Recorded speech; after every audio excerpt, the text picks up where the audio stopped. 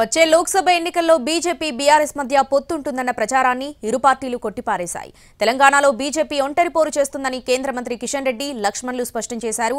అసలు కిషన్ రెడ్డితో పొత్తుల గురించి ఎవరు మాట్లాడారని ప్రశ్నించారు బీఆర్ఎస్ నాయకులు బాల్కసుమన్.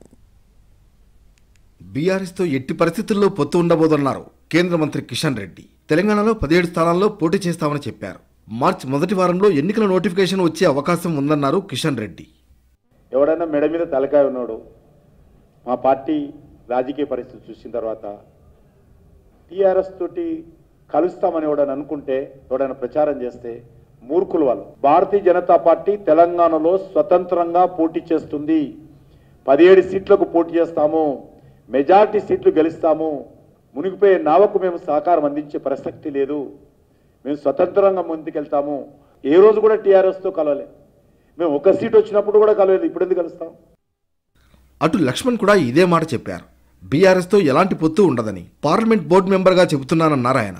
వాళ్లు కాళ్లబేరానికి వచ్చినా పొత్తు ఉండే ప్రసక్తే లేదని స్పష్టం చేశారు. పార్లమెంట్ బోర్డు మెంబరు నేను చెప్తున్నా, 17 సీట్లు మేము పోటీ చేస్తున్నాం.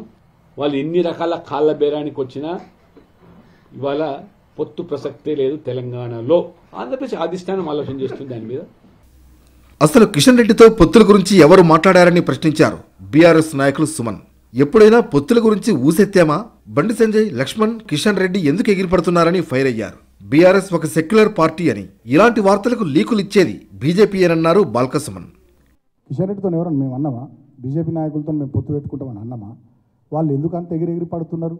నేను బండి సంజయ్ మాట్లాడతాడు, లక్ష్మణ్ మాట్లాడతాడు, ఇందాకేదో మీరు అంటారు కిషన్ రెడ్డి మాట్లాడతాడు. ఎవరన్నారు బీజేపీతో పొత్తు పెట్టుకుంటామని? మాదొక సెక్యులర్ పార్టీ, బీఆర్ఎస్ పార్టీ. డెఫినెట్గా మా కేసీఆర్ గారు సెక్యులర్ నాయకుడు. వాళ్ళే ఏదో మీడియాకి లీకులు ఇస్తున్నారు, వాళ్ళే పేపర్లలో రాపిస్తున్నారు, మళ్ళీ వాళ్ళే ప్రెస్ మీట్లలో వచ్చి పొత్తు ప్రసక్తే లేదంటున్నారు. మొత్తానికి బీఆర్ఎస్ బీజేపీ నేతల మధ్య మాటల యుద్ధం ముదురుతోంది.